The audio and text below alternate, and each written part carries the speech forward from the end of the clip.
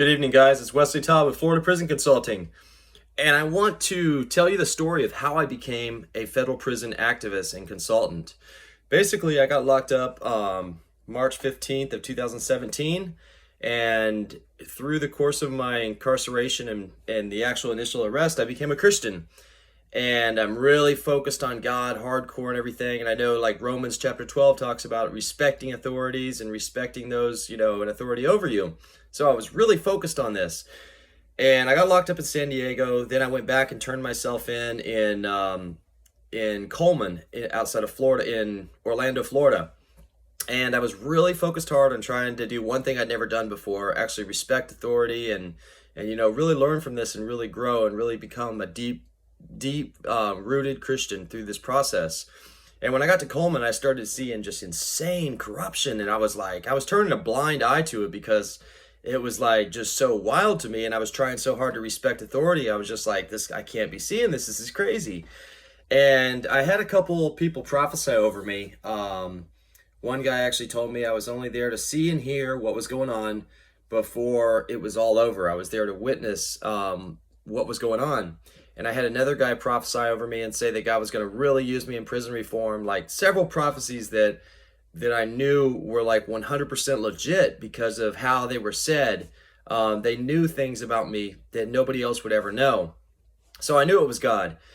And I was still quiet to the point, finally, when I saw the officers in Coleman actually kill a black guy and falsify his death certificate and call it manslaughter. That was when I was like, okay, God, I see you're doing this for a reason. You're doing this because you want me to report it. So I wrote a letter to the warden, accused him of manslaughter, falsifying a death certificate, told him I was going to immediately sue him in federal court. So I got called into the SIS office, the lieutenant's office, and they threatened me. They threatened to kill me. They threatened to bury me into the prison. They asked me if I even knew how to file a lawsuit. I said, of course I do. And they said, you would, wouldn't you? I said, yeah, of course I will. And so they said, look, what do you want? And I said, I want my custody dropped to community, and I want to be sent to a work camp in California right now. They said, okay, don't talk about this to anybody. Don't ever repeat this happened. And they said, we'll ship you to a work camp within 2 days. Just keep your mouth shut, inmate. So I said, okay. So 2 days later, sure enough, I was on a plane going to California. So I go through Oklahoma City, but I was still kind of scared. I go through Oklahoma City and I'm witnessing a lot of corruption, a lot of abuse.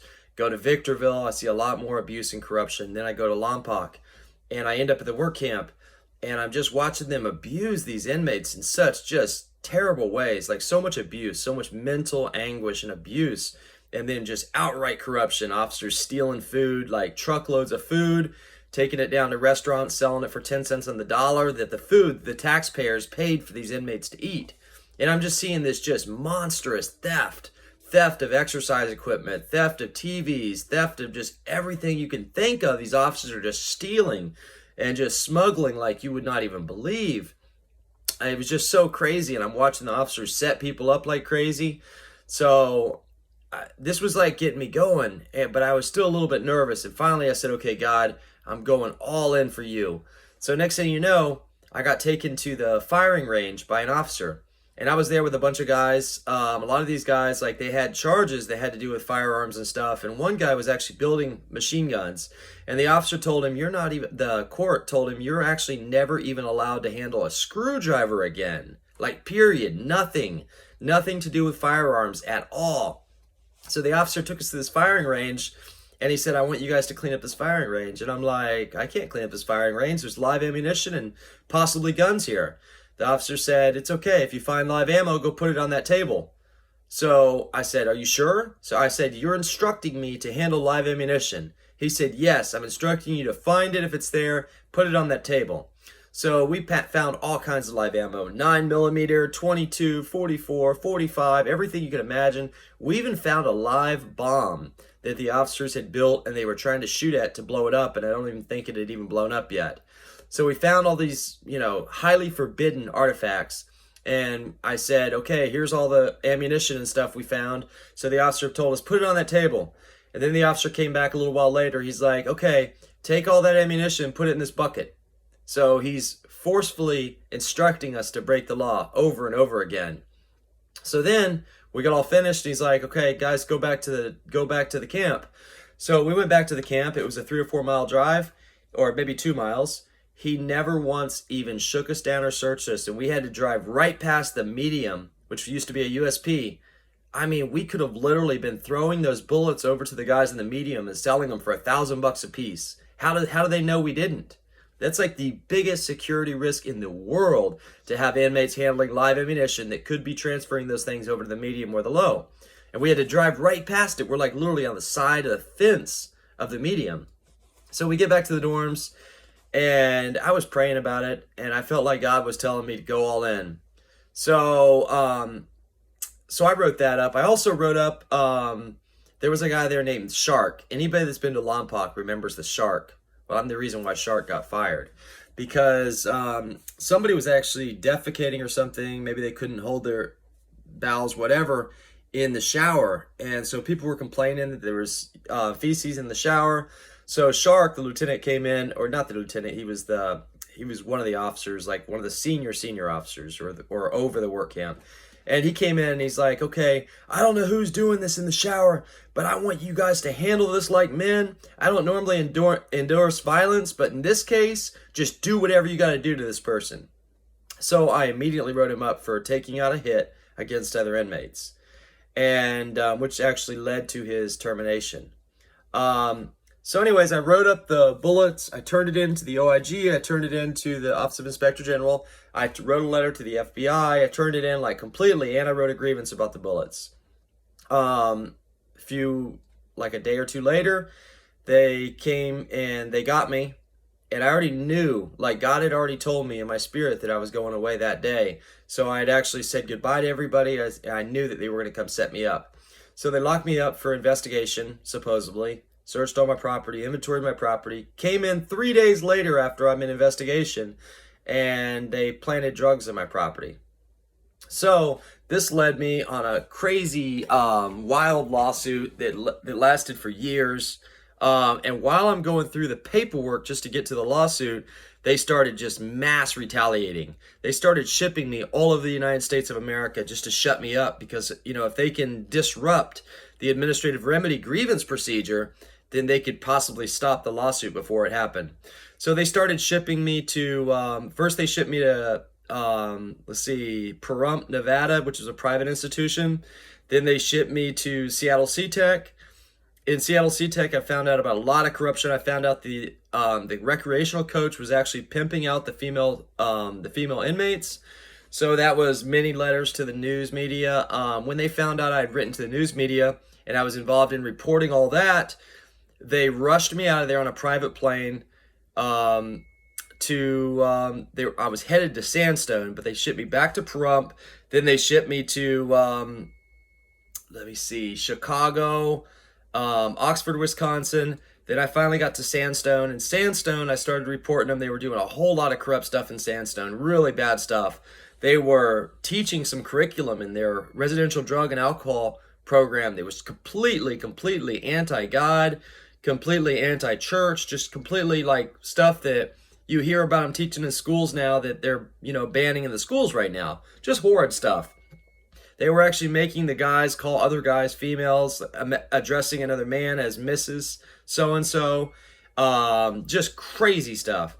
So I started reporting that, as well as reporting other mad corruption going on in Sandstone. So they locked me. So it almost actually started a gang riot. And so they ended up locking me up there. They shipped me, back to Oxford, Wisconsin, then to Terre Haute. And they mistakenly placed me in the terrorist dorm in Terre Haute. And I was actually right in the cell right next to the guy that actually tried to blow up the 9/11 buildings the first time. I got to witness to him, telling him about God the whole time I was back there with him. It was really amazing because this guy wasn't supposed to have contact with anybody, and God literally put me right next to him by mistake. So then, which nothing's by mistake. So then they shipped me to, I was back in Oklahoma a few times. I've been to Oklahoma like 4 or 5 times. And I promised God that I would report everything I saw that was corrupt. So then they shipped me to Yazoo. Yazoo is the mecca of corruption, like the most corrupt place I've ever seen in my entire life. They had prostitution. They had, as far as officers selling their bodies to inmates, they had male homosexual guards that were just completely indecent to inmates, just completely indecent, like unbelievably indecent. They had open sewage flowing through all the dorms, really, really bad. They had black mold in all the ventilation systems, which all the prisons have that. All the prisons have black mold. They have roof leaks. They have broken windows. They have everything you can imagine. Rats. Yazoo took the cake on all of it. There were inmates like literally overdosed everywhere. The officers would step over these guys that were overdosed on the floor, step over them to do count. Meanwhile, the guys' cell phones would be ringing. They'd be doing money transfers and cartel orders, and like everything you can think of was going on in Yazoo. It was just unbelievable. The officers were selling cell phones for $5,000 to $10,000 each, and in a dorm of 120 guys, sometimes there'd be 150, 160 phones. It was unbelievable. I could not believe it. I was shocked. You walk into the dorm, you see all the guys overdosed everywhere. You look up in the ceiling, you see 20 or 30 guys up in the ceiling climbing around like freaking rats. I mean, it was just crazy. So I promised God, I'm going to document all this. I came out with the newsletter, Federal Prison Whistleblower newsletter, and I published that the entire time to all my email contacts. And I just wrote hundreds and hundreds and hundreds of grievances. Meanwhile, as the officers retaliated on me, I filed every lawsuit I could file. I did everything I could do to expose the corruption. As soon as I got out, I immediately became a whistleblower, signed up with the Senate Judiciary Committee, gave testimony on everything, 4 or 5 interviews, and I'm actually planning on hopefully being called into Washington, D.C.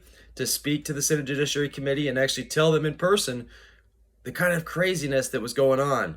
I mean, should you be paying millions upon millions upon millions of dollars in extra taxes because all the inmates chose to file for PPP fraud?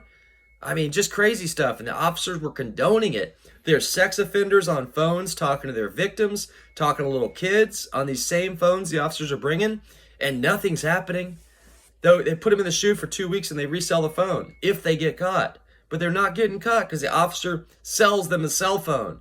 It was absolutely out of control, guys.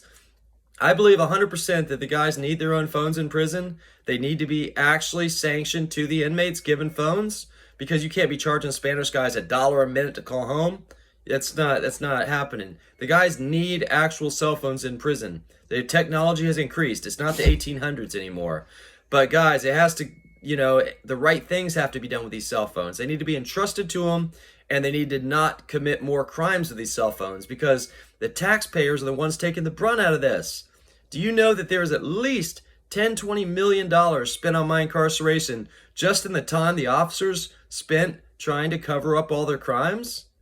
You guys are paying for that. All the times I reported it and the officers tried to ship me all over the United States, I've been to 26 places of incarceration.